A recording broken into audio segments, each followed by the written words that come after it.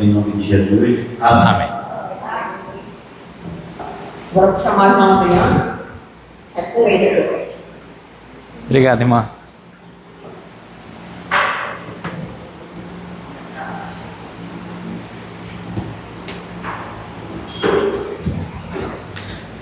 Boa noite. Tudo bem com vocês? É uma alegria poder estar com os irmãos nessa noite de domingo agradável, né? Deu uma chuvinha, choveu para cá, para a região? Bastante, né? Na cidade toda choveu e foi bom porque a gente estava precisando de uma chuva, não é? Isso é muito, muito bom. Tem pessoas que, não sei se você sabe, mas existe um estudo em que dizem que um grupo de pessoas, quando chega assim nesse momento no domingo, elas começam meio que entrar em depressão por conta da semana. Ela diz assim, lá já vai começar todo o trabalho, todo o estudo, toda aquela correria, e não seria especificamente depressão, mas não é um estado de espírito muito bom. O domingo, ele deve ser para nós, nesse momento, um momento tranquilo, onde nós vimos até a casa de Deus, nos encontramos com Ele, Ele fala conosco através da sua palavra. Algumas pessoas, algumas famílias saem para algum lugar, vai comer alguma coisa, outras vão direto para casa, mas o mais importante é que nós comecemos, sob essa perspectiva, na presença de Deus. Nós sabemos que a semana começou para nós ontem à noite, não foi isso? No primeiro dia da semana. Hoje a gente já está no segundo dia, né? De acordo com a Bíblia, estamos já no segundo dia. E hoje eu irei utilizar o microfone. Semana passada eu não usei, eu acho que está melhor assim, não está, irmãos? Tanto faz, mas o nosso irmão está gravando, porque ontem ele gravou e não ficou muito boa a gravação, hein? Tanto na rádio quanto no YouTube. Então, nós estamos aqui falando com o microfone. Vai ter início um evangelismo, não é isso? Na quarta-feira, não é? Nós havíamos programado para fazer nos domingos à noite desse mês, mas em tese essa é a nossa última noite, não é? Vamos aí ficar na metade do caminho para a conclusão desse curso, né? Sobre profecias. Pode ser que num outro momento, num momento breve, nós consigamos concluir. Quem sabe a gente pode pegar, irmão, uma tarde de sábado, JA, entendeu? A gente conclui o que falta, que também não pode ficar muito demorado a distância entre um e outro. O mais importante é essa linha de raciocínio, tá bom? Hoje nós iremos falar sobre Apocalipse 4 até Apocalipse 11. Vamos estudar o trono, o cordeiro e os juízos. Na semana passada estudamos Apocalipse 1, 2 e 3, a abertura do livro de Apocalipse, as 7 igrejas, e nós então entendemos que as 7 igrejas, elas representam períodos históricos. Ao longo da história foram ocorrendo eventos, essas igrejas então assim representam. Estudamos que aquelas cartas às 7 igrejas foram escritas em um contexto imediato, ou seja, rápido, para aquelas igrejas que viviam naquele momento ali. Essa é a primeira aplicação que houve, uma aplicação histórica. A segunda, tá tudo certo aí, irmão? Oi? É isso mesmo. A segunda aplicação é uma aplicação profética. Os períodos históricos que cada uma dessas igrejas representam. Uma terceira aplicação eu posso chamar de aplicação espiritual. Não é porque nós estamos vivendo no período profético que é representada pela igreja de Laodiceia, representado pela igreja de Laodiceia, que eu não posso, por exemplo, pregar um sermão sobre Pérgamo, Esmirna, Éfeso. Não é isso. Eu posso sim. E tem muitas verdades dessas igrejas. Então, são essas 3 aplicações. Eu trouxe aos irmãos também algumas divisões do livro do Apocalipse. Eu expliquei basicamente 2. Essa primeira, que divide o livro do Apocalipse em 2, é mais um conjunto de interpretações que eu entendi por interessante fazer.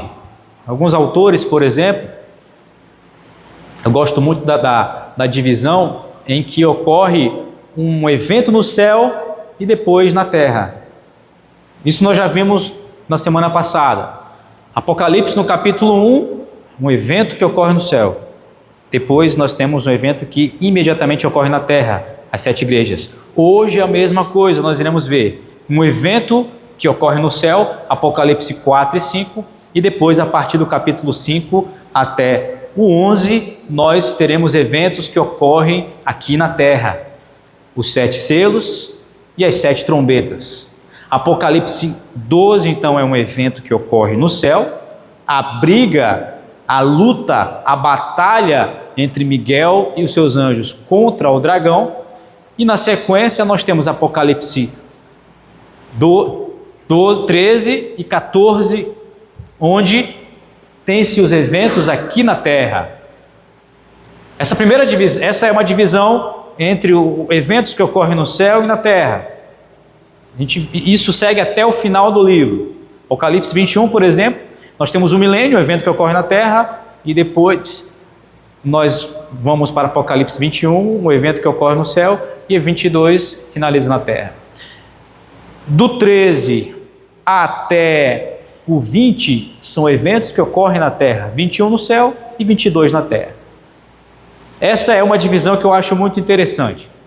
A segunda divisão é a divisão dos períodos históricos.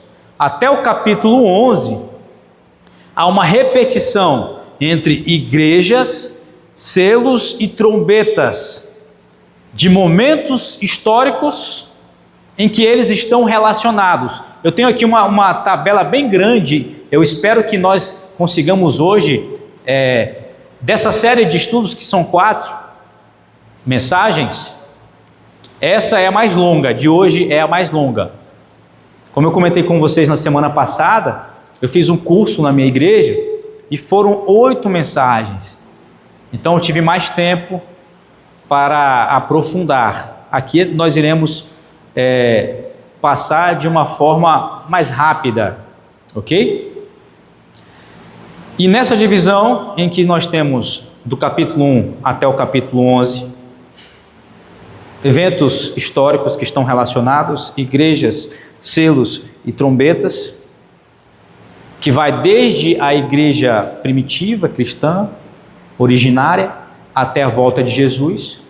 De Apocalipse 13 em diante, refere-se ao tempo do fim e o cumprimento das últimas profecias.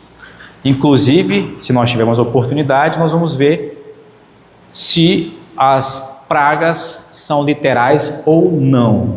Eu me lembro que quando eu preguei na igreja, porque lá na minha igreja eu fiz assim, da mesma forma que eu estou fazendo com vocês, nos domingos à noite, 4 sermões, e paralelo nos sábados, foram 8 mensagens.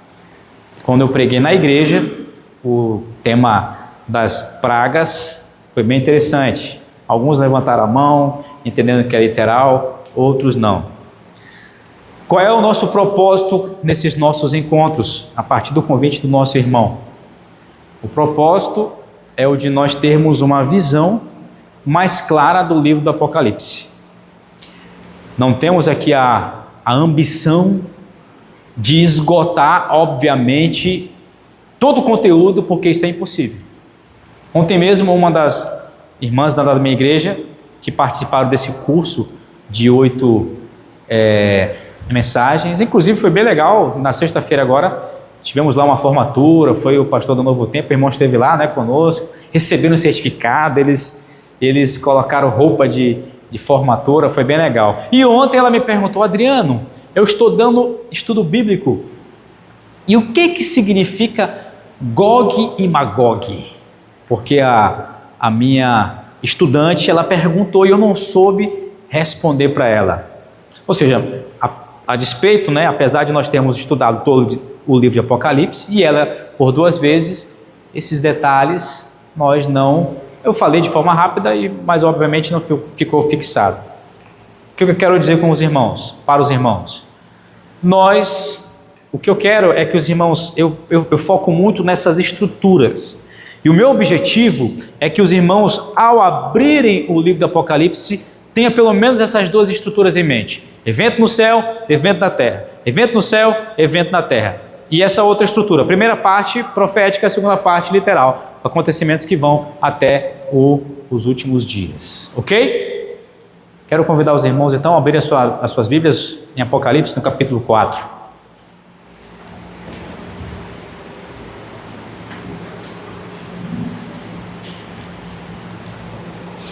Apocalipse, no capítulo 4. Lembrando que os nossos encontros, eles são encontros não especificamente um sermão. Você pode levantar sua mão, se você tiver com dúvida, pode falar. Aquilo que eu disser aqui, eu gostaria que você não tivesse dúvida. Então, fique à vontade para participar, caso você queira. Todo mundo achou Apocalipse 4? Vamos orar então. Senhor nosso Deus e eterno Pai, louvamos e exaltamos o Teu nome pela oportunidade de abrirmos a Tua palavra e hoje iremos estudar o último livro da Bíblia, um livro que para muitas pessoas causa temor, um livro que para muitas outras causa desconhecimento, mas para nós esse livro nos dá esperança. Esperança da Tua palavra e do cumprimento de tudo aquilo que o Senhor prometeu que iria fazer.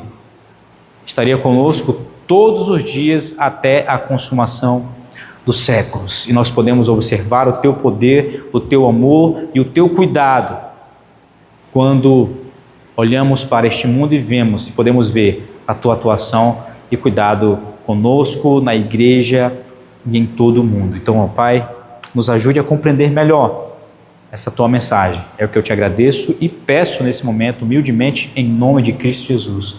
Amém. Amém. Apocalipse 4. Não trouxe. Nós vamos ler o capítulo 4 todo.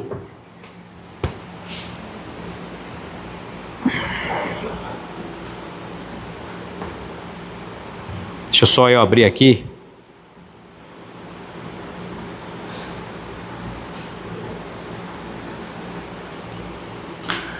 A visão do trono de Deus.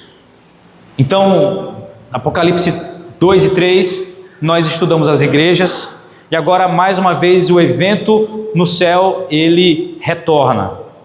Nós temos o privilégio e a oportunidade, pode falar, querida? Isso. Temos o privilégio e a oportunidade de adentrarmos na sala do trono de Deus. João teve essa visão. E aqui no capítulo 4, a partir do verso 1, diz assim: depois destas coisas, que coisas, irmãos? Apocalipse 2 e 3, e também, obviamente, capítulo 1. Depois que ele viu todo o percurso histórico, ele olhou, e eis não somente uma porta aberta no céu, mas como também a primeira voz que ouvi, como de trombeta ao falar comigo, dizendo: sobe para aqui, e te mostrarei o que deve acontecer depois destas coisas. Imediatamente eu me achei em espírito, e eis armado no céu um trono, e no trono alguém sentado, e esse que se acha sentado é semelhante no aspecto à pedra de jaspe e sardônio, e ao redor do trono há um arco-íris semelhante no aspecto à esmeralda. O que arco-íris significa na Bíblia, irmãos? Significa o quê? Aliança, concerto, não é isso? Quando nós abrimos a Bíblia, naquele evento entre Noé e Deus mostra para Noé: este é o símbolo da minha aliança. Então o trono de Deus, ele tem o aspecto também de aliança. Há também 24 tronos, e assentados neles 24 anciãos vestidos de branco, em cujas cabeças estão coroas de ouro. Do trono saem relâmpagos, vozes e trovões, e diante do trono ardem 7 tochas de fogo, que são os 7 Espíritos de Deus. Aqui nós já aprendemos que os 7 Espíritos representa quem?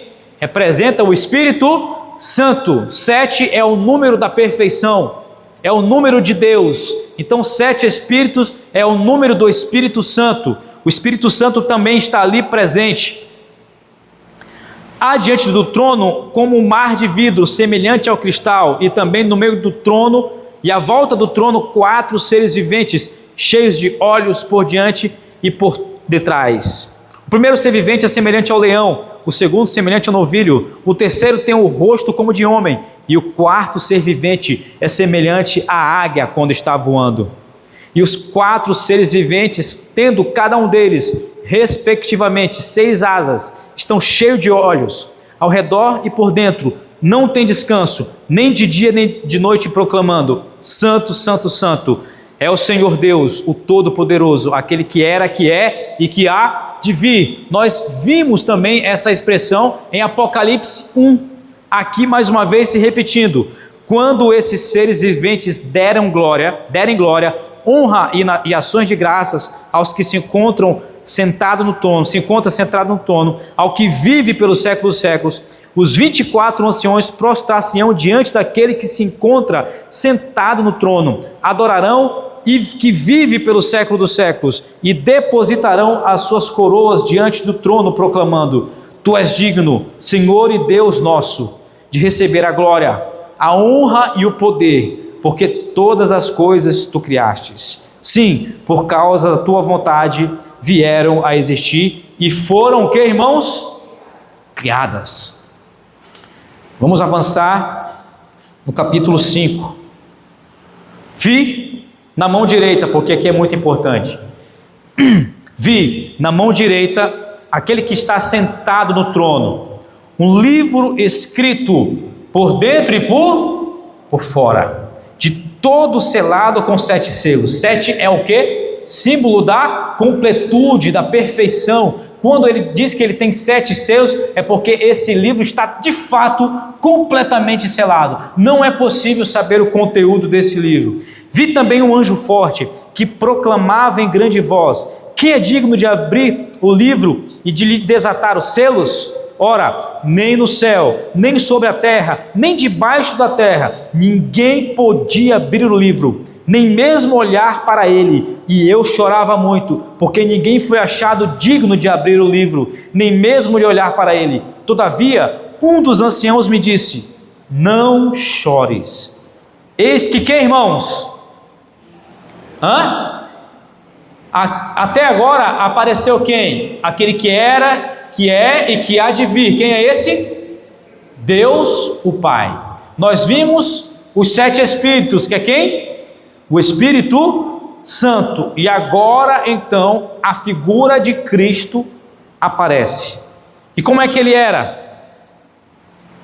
Não chores, eis que o leão da tribo de Judá, a raiz de Davi, venceu para abrir o livro e os seus 7 selos. Então vi no meio do trono e dos 4 seres viventes, e entre os anciãos de pé, um cordeiro como tendo sido morto.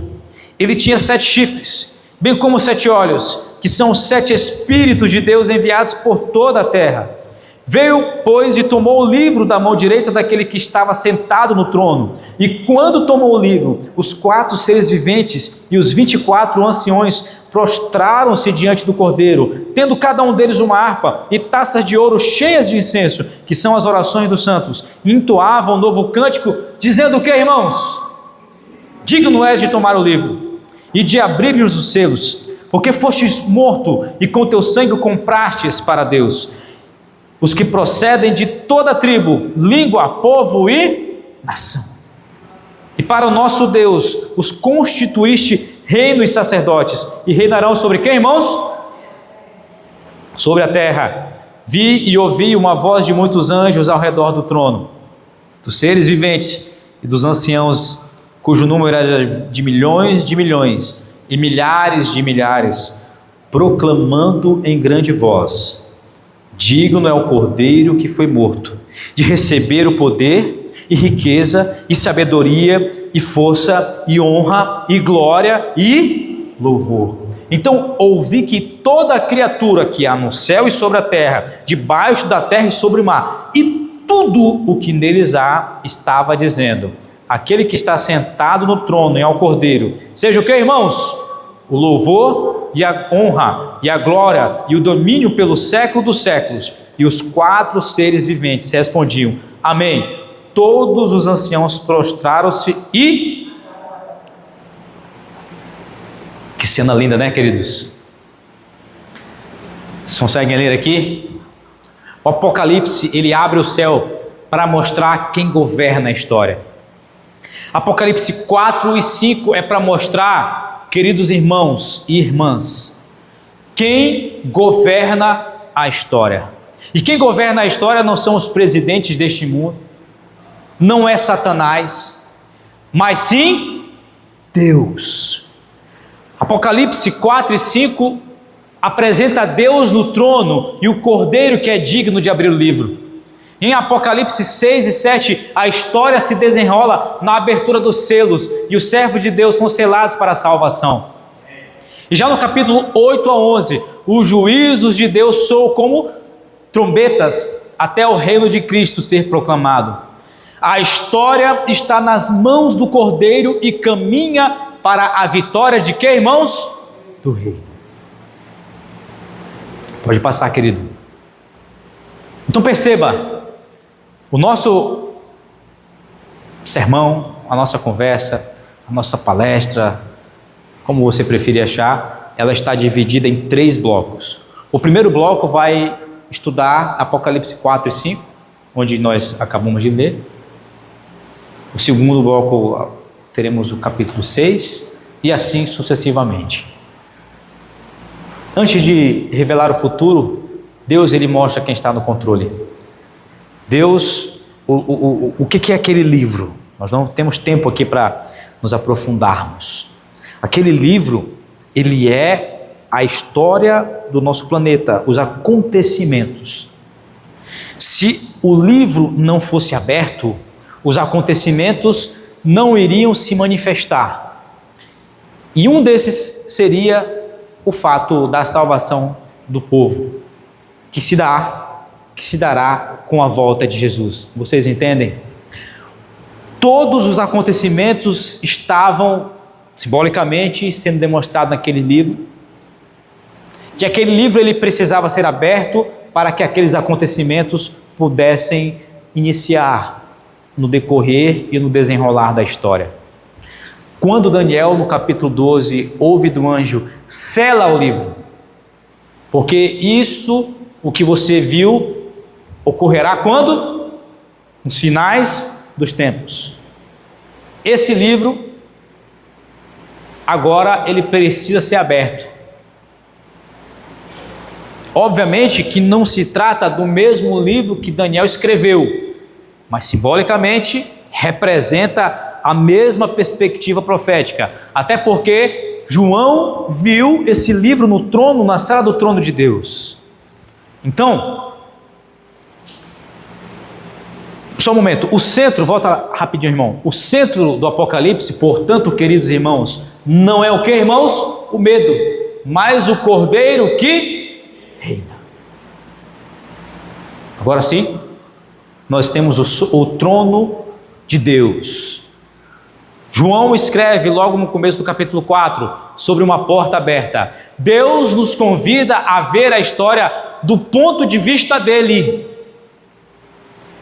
Os homens buscam ver a história a partir do seu próprio ponto de vista, a partir dos seus medos, a partir daquilo que eles buscam, mas Deus nessa noite está te convidando a olhar a história a partir do ponto de vista dele. Deus está te chamando para que você olhe para a história da tua vida não a partir também do teu ponto de vista, não a partir do ponto de vista do que as pessoas falam, mas do ponto de vista dele, porque assim como ele tem controle de todo o mundo, ele também tem controle sobre a sua vida, mas obviamente se você permitir, porque nesse caso ele respeita as nossas decisões. O trono no centro, ele não rege os acontecimentos, Deus governa, é Ele quem comanda. Deus é adorado, santo, santo, santo, porque Ele é soberano. Qual é a lição para nós? Quando a vida parece fora de controle, lembre-se, o centro do universo é o trono de Deus, e não o quê? O caos na terra. O centro do universo é de onde emana as decisões, que cuida de nós. Essa semana, eu estava precisando de uma resposta de algo há um tempo já. E eu já estava prestes a desistir. Prestes a desistir. Vou contar duas experiências bem interessantes. E eu falei, Senhor, eu já estou cansado. Eu não, tanto faz. Meia hora depois que eu orei, a resposta veio positiva. Meia hora depois. Ali ficou nitidamente que Deus estava no controle. Um amigo, no outro dia, ele ligou para mim. Isso já é uma outra situação. Ele ligou para mim pedindo R$285 emprestado. Ele falou assim, poxa, meu amigo, você não sabe como é vergonhoso para mim, mas eu não tenho onde recorrer, lembrei de você. R$285 não fariam diferença para mim. E você imagina, uma pessoa que pede um valor deste, fechado, não é nem 250, não é nem R$300, é 285. É porque de fato está precisando. E eu falei assim, não, tranquilo, eu estou dirigindo aqui, daqui a pouco eu faço o Pix para você, manda o Pix aí. É claro que R$285 não é muito, mas é alguma coisa também, né? Não é nada, também não é nada. Então também não quer dizer que não é nada. Antes de eu fazer o Pix para esse meu amigo, um outro amigo me mandou mensagem, Adriano, manda aí teu Pix. A gente trabalha em parceria na advocacia, aí já tinha um cliente que já tinha um tempo que ele não pagava. Fulano quer te mandar R$1.000 aí, olha aí. Eu tive duas lições aqui, irmãos. Quando você, deixa eu ver se eu vou conseguir aqui expressar. Mas quando eu poderia muito bem dizer para o meu amigo que eu não tinha, entendeu? E eu não teria nenhuma obrigação de dar a ele. Mas diante de tudo que eu já falei para você, falei, não, e era para o filho dele, ele falou, meu filho está doente, preciso fazer uns exames e tal. Quando você doa, e quando você é bênção na vida das pessoas, Deus ele te abençoa para você ser bênção mais ainda na vida das pessoas, entendeu? Não sei se vocês entenderam o que eu quis dizer com relação a isso. E quando esse meu amigo falou assim, Adriano, manda teu Pix aí que fulano quer te mandar R$1.000, foi mais uma vez uma confirmação de que Deus ele tem cuidado de mim, desse meu amigo que está do outro lado do país, e de que o centro do universo é o trono de Deus e não o caos que nós estamos vivendo aqui nessa terra. Deus ele controla as estações. Lá no Paraná nós vimos agora, não foi o quê? Foi um tufão, não foi? Que destruiu muitas casas. Queridos, o planeta está demonstrando na política. Ano passado foi no Rio Grande do Sul. Nós não estávamos acostumados aqui no Brasil a lidar com essas questões climáticas. O mundo está mostrando que o que Deus havia revelado está se cumprindo. E eu não estou aqui querendo fazer escândalo, eu não estou aqui querendo fazer nenhum tipo de alarmismo, mas apenas demonstrando o cumprimento das profecias. O cumprimento das profecias. Próximo, querido.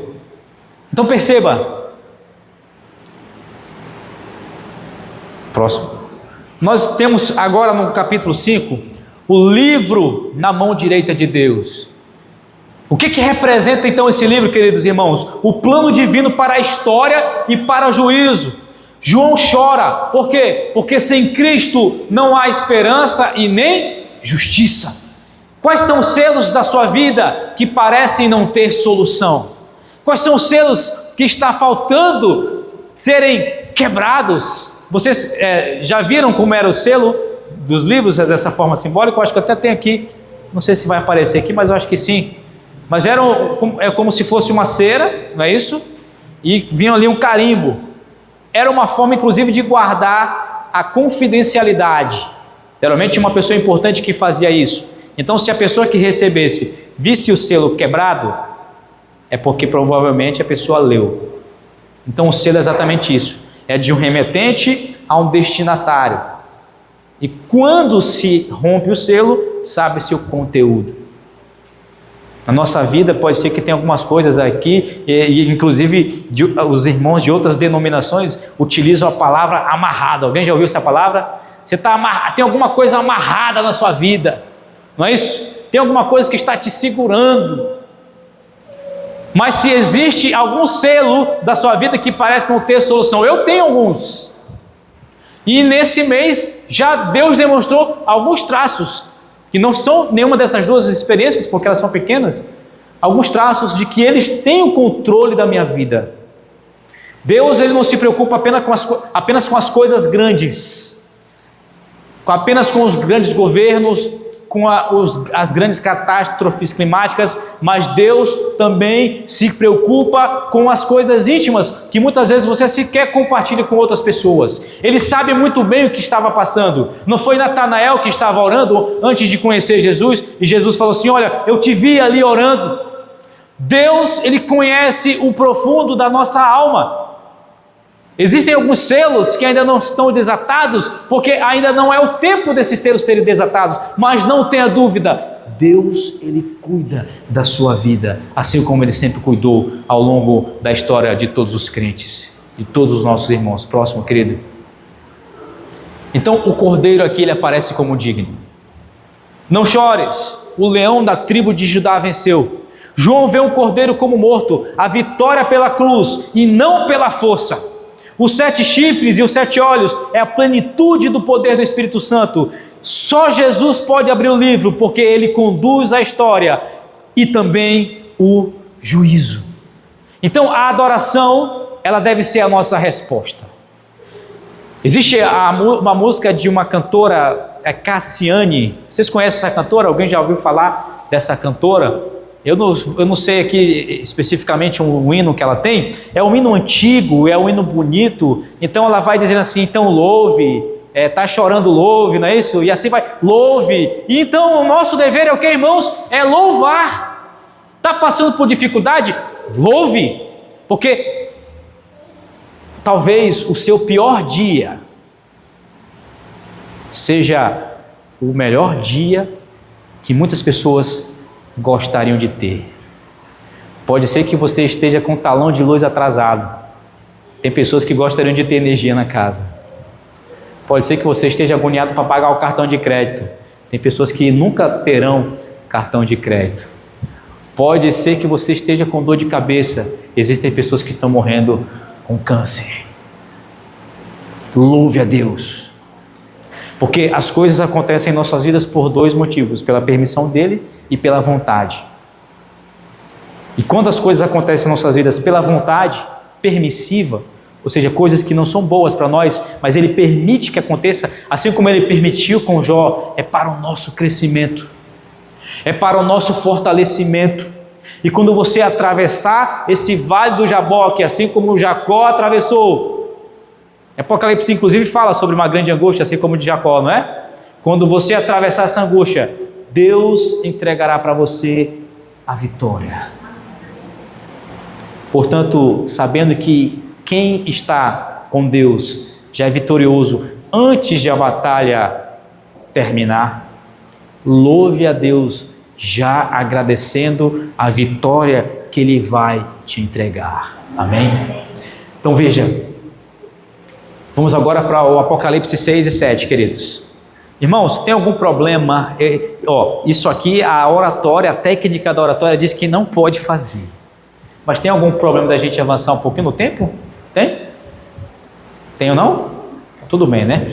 Eu me lembro de uma igreja, tem muito tempo, que eles fizeram a comissão deles para que o culto começasse às 18 horas de domingo, igreja adventista, para dar tempo dos irmãos assistirem o Fantástico. Vamos aqui assistir a história através das profecias, tá bom? Apocalipse no capítulo 6, é o bloco 2, 6 e 7. O que aparece aqui? Ao tomar o livro, o cordeiro começa a abrir os selos. A história é desdobrada sobre o comando de Deus.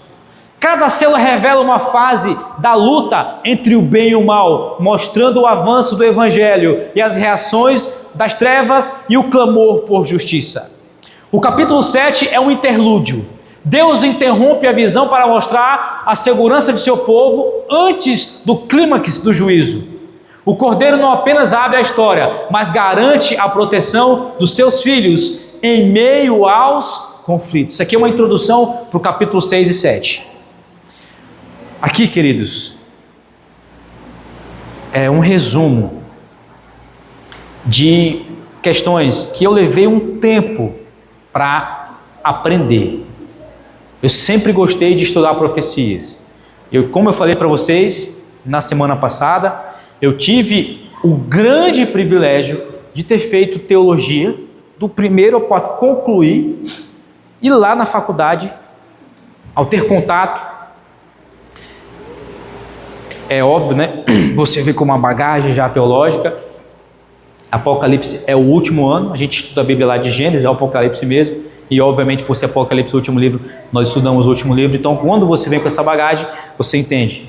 Mas eu tinha muita dificuldade, e é por isso que é muito importante nós estarmos atentos à estrutura, é de que os eventos que ocorrem em Apocalipse 2 e 3, eles estão muito correlacionados de forma histórica com os eventos de Apocalipse 6 e 7, que são os selos, e também são relacionados às trombetas.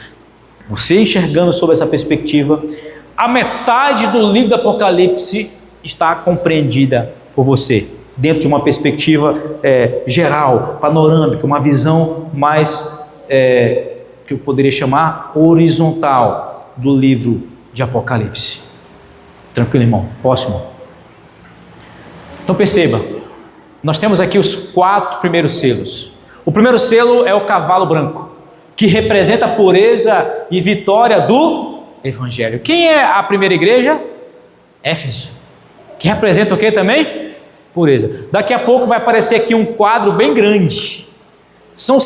Nós vamos ver aqui 50 pontos relacionados de Apocalipse 2 a 11. Muito interessante. O segundo selo é o cavalo vermelho, que representa perseguição e sangue derramado. A igreja perseguida, lá no começo. O terceiro selo é representado pelo cavalo preto, escassez espiritual e corrupção da verdade. O quarto selo é representado pelo cavalo amarelo, morte generalizada, resultado do afastamento de Deus. A história da igreja não é aleatória. O evangelho avança mesmo em meio o quê? A crise. Mesmo em meio à crise. O quinto selo, então, nós vamos estudar agora o quinto, o sexto e o sétimo, um pouco mais detalhado. No quinto selo, que está lá em Apocalipse 6, 9 a 11, os mártires clamam: até quando, Senhor? Eles clamam por justiça. Deus então dá a eles vestes brancas, que é um símbolo de aceitação e também de vitória. Fiquem tranquilos, Deus estava falando a eles. Eles estavam clamando por justiça até quando? Mas Deus, ao vestir de branco, estava dizendo a eles: olha, o que vocês estão falando é correto, é genuíno, eu aceito o clamor de vocês e eu digo para vocês, confia em mim, porque a vitória virá. Eles são convidados a descansar até que o número dos seus irmãos sejam completos. O sofrimento do justo, portanto, queridos irmãos, não é esquecido por Deus. Pelo contrário, Ele responde quando? No tempo certo. Deus responde no tempo certo. Eu sei que pode ser difícil para alguém que está sofrendo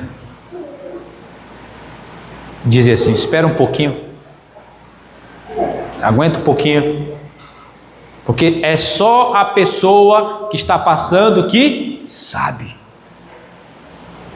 Mas eu quero te dizer aqui, em nome de Jesus, pela fé, aguenta mais um pouquinho, tá bom? Deus, ele tem cuidado de você. Deus, ele tem permitido que você chegue até aqui, porque ele tem um plano para a sua vida. Ele tem um plano para a sua família. Ele tem um plano, e todos os planos que Deus tem para cada um de nós são planos de paz. São projetos de vitória. São projetos de bênçãos e projeto de vida em abundância. Próximo, o 6º selo. Aparecem então os sinais cósmicos: terremotos, escurecimento do sol e da lua, queda das estrelas. Esses eventos representam o despertar escatológico, ou seja, os últimos eventos antes do juízo final. E lá é dito quem poderá subsistir. E esses sinais chamam ao arrependimento e o preparo para quê? Para a volta de Jesus. Quando teve a pandemia, eu tenho certeza que você ficou com medo de morrer, sim ou não? É claro que tinha umas pessoas que não estavam nem aí, né? Eu não ando com máscara, não estou nem aí. Vocês conheceram alguém assim? Eu conheci algumas que inclusive morreram. Olha aí, ó. Tá vivo, né, irmão? Graças a Deus. Mas alguns que falavam isso morreram. E o que eu quero dizer com isso? Algumas pessoas se apegavam muito a Deus. Senhor, eu estou com medo de morrer. Eu me lembro que eu ia na casa de uma tia, ela antes... Opa, peraí. Aí ela vinha assim com álcool, colocava álcool no pé, coloca não sei aonde e tal, né? Ficamos com medo de morrer. E quem é que não tem medo de morrer? Ninguém quer morrer. E as pessoas se apegavam mais a Deus. Então esses acontecimentos têm como finalidade de nós olharmos para os eventos que acontecem nesse mundo. Quando uma doença chega até nós, ou nossa família, quando um tsunami chega em um país, quando um terremoto chega, as pessoas elas buscam olhar mais para Deus. São os princípios das dores, onde Deus permite que nós venhamos a refletir melhor sobre nossas vidas e estar buscando a Ele. Próximo, querido irmão. Então, nós temos o interlúdio, que é a selagem do povo de Deus, antes do 7º selo. Os 144 mil selados é um símbolo do povo de Deus plenamente protegido. Aqui eu não vou ter tempo para fazer isso, eu não vou ter tempo para falar, para nos aprofundarmos aqui, mas os 144 mil, a posição é de que se trata de um número simbólico, não é um número literal, porque algumas pessoas entendem que é literal. Não teremos tempo aqui para nós falarmos especificamente sobre isso, mas ele representa o povo de Deus plenamente protegido. A grande multidão diante do trono, onde nós vimos, é o resultado final da missão, salvos de todas as nações. Deus enxuga dos olhos toda lágrima, que refere-se à promessa de restauração que ele disse. A segurança em meu juízo, quem está em Cristo está selado e está o quê? Seguro. Está protegido. Esse é o símbolo do poder de Deus, quando Ele sela o seu povo. Próximo. E agora nós vamos entrar no 3º bloco, que é o bloco 3. Vocês conseguiram entender então, queridos, que os selos são eventos históricos? Deu para entender isso? Quando aparecer aqui aquela tabela maior, nós vamos entender com mais tranquilidade. Nós vamos agora entrar no último bloco do nosso sermão, do nosso momento, onde nós iremos estudar as trombetas. As 7 trombetas, elas representam juízos históricos de Deus sobre os ímpios, em resposta às orações dos santos que clamam por justiça. Perceba a linha do tempo.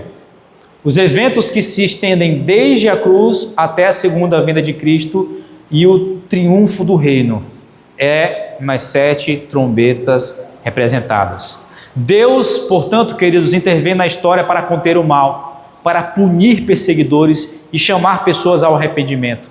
A 7ª trombeta anuncia o fim da história e a vitória de Cristo.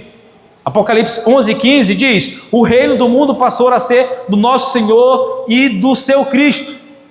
A mensagem, portanto, das trombetas representa de que o juízo é a resposta de Deus ao clamor do seu povo e aponta para a vitória final do reino. Esta é a mensagem das 7 trombetas. Pode passar, querido. Trombetas de 1 a 4. Assim como nós fizemos no estudo dos selos, nos selos de 1 a 4, nós vamos estudar as trombetas de 1 a 4, que diz assim, está lá no capítulo 8, atinge terra, mar, rios e céus. São os juízos que afetam toda a criação. Na história, representam nessas 4 primeiras trombetas, invasões bárbaras, que são povos que viviam na Europa, e o colapso de Roma, ou seja, o Império Romano, o militar, ele acabou, ele se fragmentou. As 4 primeiras trombetas apresentam esse momento. Nós aprendemos que Deus intervém na história para limitar o mal e lembrar ao mundo que Ele é o Senhor. Como nós vimos em Apocalipse 4, o trono de Deus é de onde surgem as decisões da terra. E nós podemos aplicar em nossas vidas, entendendo que os abalos do mundo, eles são chamados ao arrependimento, não apenas tragédia sem sentido. É o exemplo da pandemia. São chamados ao arrependimento, à reflexão a Deus. Esses acontecimentos não acontecem por acontecer. Há um sentido profético, há um sentido de salvação, há um sentido de busca e entrega a Deus. A 5ª trombeta, onde apresenta o primeiro ai, estabelece ali a estrela caída, a abertura do poço e do abismo. Gafanhotos atormentam os homens, eles representam os exércitos árabes e a expansão do islamismo. Dentro de um período de 150 anos, 1299 a 1449, houve invasões que abalaram todo o cristianismo. Esses ataques espirituais e o engano da verdade, Deus, ele colocou limite. Os selados, eles não seriam feridos. Ou seja, havia ali um povo ao longo da história que foi protegido, porque Deus continua sendo soberano sobre o mal e protege também o seu povo. Já na 6ª trombeta, que é o segundo ai, há um juízo mais severo. 1/3 da humanidade é atingida. Há aqui a ascensão do Império Otomano, que vai de 1453 a 1840, 4 anos antes da profecia, do cumprimento da profecia de Daniel 8,14, a queda de Constantinopla, o domínio muçulmano. Aparece ali 15 dias, que são 391 anos, que se cumprem em 11 de agosto de 1840. O juízo, portanto, queridos, ele é redentivo, mas muitos, infelizmente, não se arrependeram. Perceba, quando Deus coloca essas situações, não é para punir, porque a punição virá quando Ele voltar, para aqueles que não aceitaram. Esses juízos, eles surgem como um alerta para nós estarmos buscando nos preparar, nos arrepender, nos consagrar e estar diante da presença dEle. Não espere sinais maiores para você se arrepender. O tempo de voltar para Deus é quando, queridos? Agora. O tempo de confiar em Deus é quando, queridos? É agora. Não espere Jesus estar voltando. Ah, Jesus, bem que eu pregava e acreditava que você ia voltar. Não. O tempo de preparação é agora. Então nós temos a última trombeta. O reino do mundo passou a ser do nosso Senhor e Jesus Cristo. A 7ª trombeta representa os acontecimentos após 1844 até a volta de Jesus. O templo se abre e a arca da aliança é vista. O que ocorre aqui quando aparece ali em Apocalipse 11, a Arca da Aliança? O que a Arca da Aliança representa? Representa o juízo de Deus. Ali estão os 10 mandamentos. Ela ficava no lugar santíssimo, ou seja, Jesus entrou no lugar santíssimo para desenvolver o seu sacerdócio como sumo sacerdote, que era representado no dia da expiação. Nós estamos agora no juízo, estamos em momento de expiação, e a expiação serve para arrependimento, para análise da vida e para mudança de conduta. O juízo recompensa os fiéis e pune os que destroem a terra. A esperança para o povo de Deus é a justiça que triunfa, e a história termina no trono do Cordeiro, que é o único digno de honra, de glória e de louvor. Próximo, eu acho que aí não vai dar para ler. Tá vendo? Irmãos, eu até brinquei.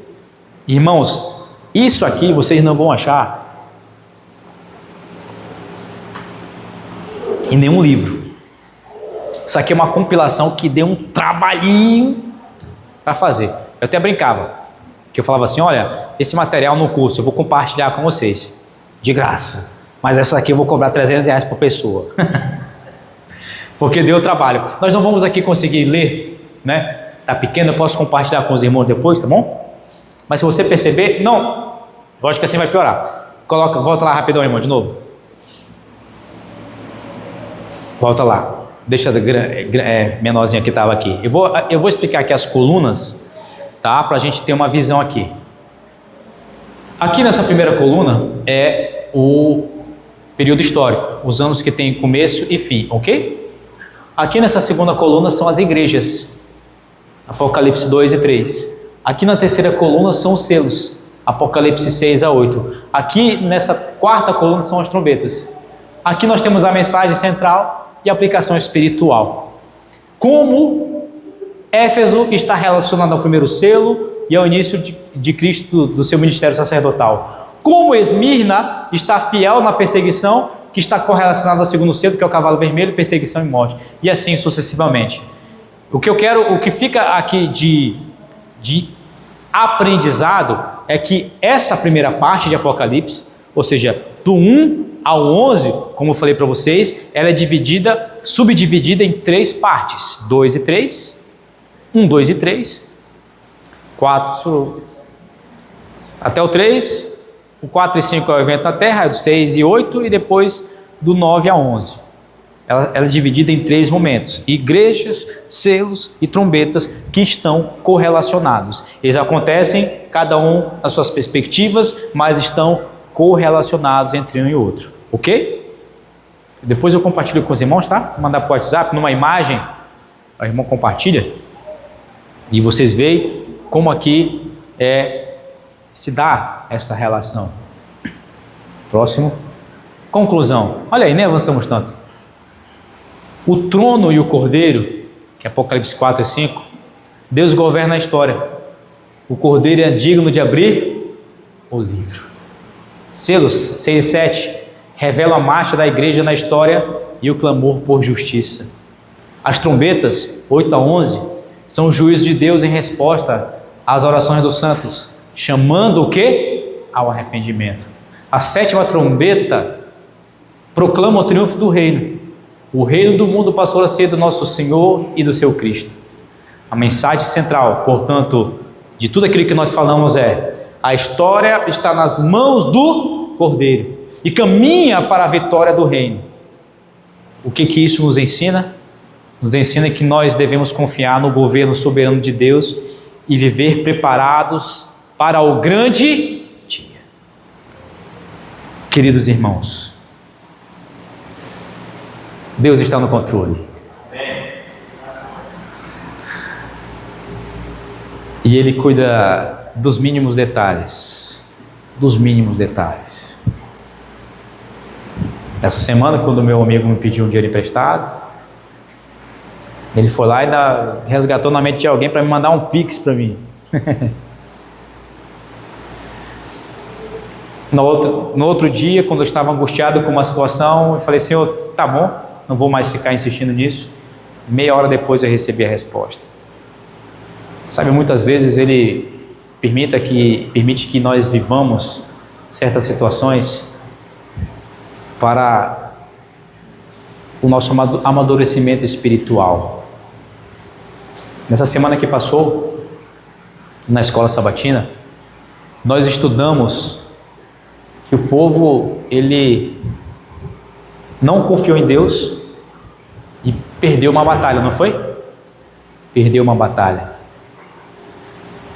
Israel era maior que Ai, não era? Mas mesmo assim eles perderam, porque eles não confiaram em Deus, não fizeram da forma como Deus disse. Acã foi lá e trouxe maldição para o povo. Deus poderia muito bem permitir que o povo vencesse, sim ou não, queridos? Mas como Ele iria permitir, se aquela vitória seria baseada em uma desobediência a Ele? Deus estava buscando ensinar o povo: confie em mim. Há 40 anos antes, quando eles saíram do Egito e Deus deu a ele o maná, Deus falava assim: olha, você vai pegar o maná, cada família vai pegar só por um dia. O único dia que vocês vão pegar em dobro vai ser no sexto dia, porque no sábado vocês não vão. E existiam dois grupos: aqueles que pegavam mais e estragavam, e aqueles que no sábado ainda iam lá ver se tinha, não era isso? Ambos os grupos demonstravam que não estavam confiando em Deus. Se eu perguntar para vocês sobre milagres na vida de Deus, na vida de vocês feita por Deus, eu tenho certeza que cada um de vocês vai dizer: olha, Deus fez uma vez um milagre na minha vida. Pode ter sido grande ou pequeno, mas foi algo que Deus deixou muito claro, que foi Ele que atuou, que foi Ele que conduziu, que é Ele que tem conduzido a tua vida. Queridos, nunca duvide do poder, do cuidado e da proteção de Deus. Nunca. Não permita sequer você imaginar que por algum momento quem tem autoridade sobre a sua vida é o inimigo. Não. Todas as coisas cooperam para o bem daqueles que Ele chama, aqueles que são chamados segundo o seu, todas as coisas. É claro que existem coisas que acontecem que Deus não gostaria que existisse. Israel não era para ter passado 40 anos. Se quando Moisés mandou os 12 espias irem espiar a terra e eles tivessem confiado em Deus, eles não passariam 40 anos sofrendo no deserto. Mas Deus não abandonou o povo. Ele deu uma lição de 40 anos. Assim também é conosco. Como um pai que corrige o filho, Ele diz: eu corrijo aqueles a quem eu amo. Os acontecimentos desse mundo servem para nos mostrar que Ele está no controle e para nos alertar que devemos buscá-lo verdadeiramente e aceitar os desígnios dele em nossas vidas. Eu quero concluir nesse momento com um apelo a cada um de vocês. Eu vou cantar uma música agora. Eu gostaria que nesse apelo você refletisse sobre como até agora na sua vida Deus conduziu você. Como até agora os milagres se manifestaram na sua vida. Que Ele é o digno, que Ele é o Cordeiro e que Ele tem cuidado. Enquanto você ouve essa música e reflete o cuidado de Deus por ti, eu gostaria também que você viesse aqui à frente para nós orarmos, nos consagrarmos a Deus colocarmos diante dele, entrarmos na sala do trono, entendemos que Ele tem cuidado de nossas vidas, e que o inimigo, quando se levanta, ele só se levanta para cair mais uma vez, porque ele não tem nenhuma autoridade sobre nós, mas sim o Cordeiro. Então, quando eu estiver cantando, faça isso, reflita. Se o teu desejo é de demonstrar publicamente a autoridade de Deus e a vontade de Deus na sua vida, vem aqui à frente, ocupe os primeiros espaços e vamos consagrar nossa vida a Deus.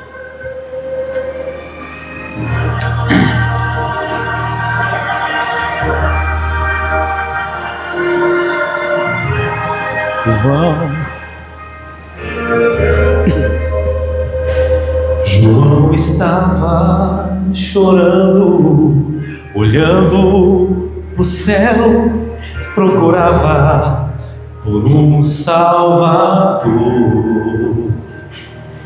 pois ninguém no universo foi digno de abrir o livro de Deus e Senhor. De repente uma voz disse: não chores mais, pois alguém se mostrou vencedor. Então lá no centro do trono de amor pude ver o Cordeiro de Deus, e todos cantaram: digno és de honra e louvor.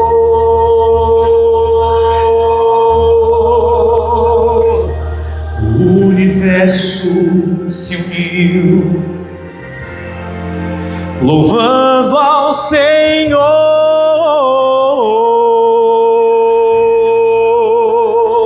E ao ouvir quem é digno, Cristo responde: eu sou.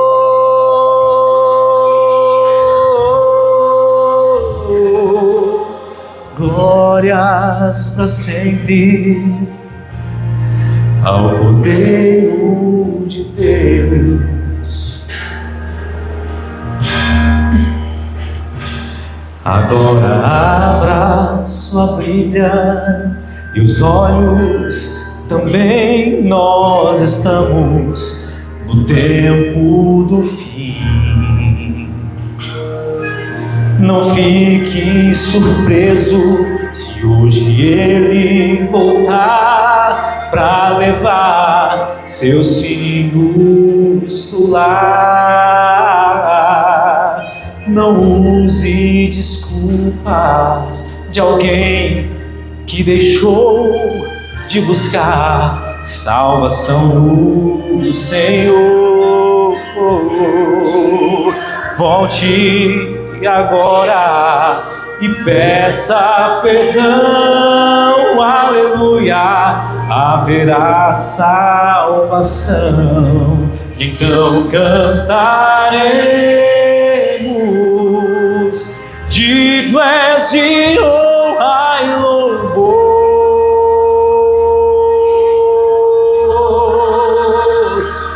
Subiremos ao lar, louvando ao Senhor.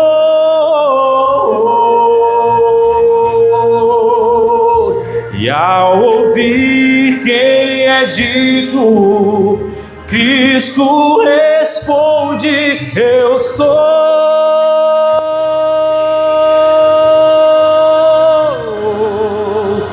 Glórias para sempre ao Cordeiro de Deus. Então cantaremos: digno és de honra e louvor.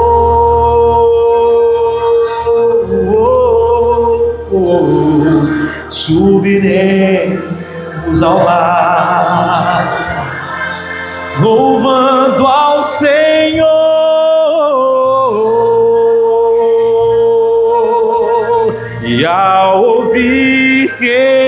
pedido, Cristo responde: eu sou.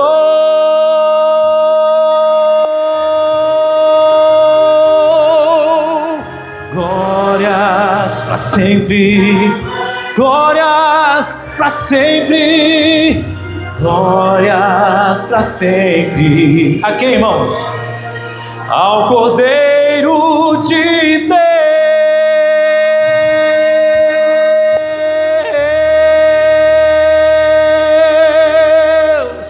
Amém? Glórias para sempre ao Cordeiro de Deus. Ele tem cuidado da vida de cada um de nós. Não tenha dúvida disso. Não tenha dúvida. Ele tem cuidado do teu clamor, Ele tem cuidado da tua prece, Ele tem cuidado da tua família. Nunca desconfie do poder de Deus e do cuidado que Ele tem para com todos nós. Amém? Vamos orar. Senhor Deus, muito obrigado por teu poder, muito obrigado por tua palavra, muito obrigado porque o Senhor tem cuidado de cada um de nós. E eu te louvo por isso, porque nós não somos merecedores, mas o Senhor nos ama mais do que qualquer outra coisa que nós venhamos a fazer, porque nada disso é capaz de nos afastar do teu amor. Fica conosco, nos abençoe. Obrigado pelo alerta, nos ajude a abrir os nossos olhos espirituais mais ainda para ver os acontecimentos desse mundo, não apenas como meros acontecimentos, mas sim como juízos teus, mas acima de tudo, com o cuidado que o Senhor tem para conosco e para com todo este mundo. Abençoe nossos irmãos no Paraná que estão nesse momento passando por grandes problemas, Senhor. Seja a cura, seja o alívio, seja o cuidado. Fique conosco. Nos dê uma semana abençoada, humildemente te pedimos na tua presença, em nome de Cristo Jesus. Amém. Amém. Amém.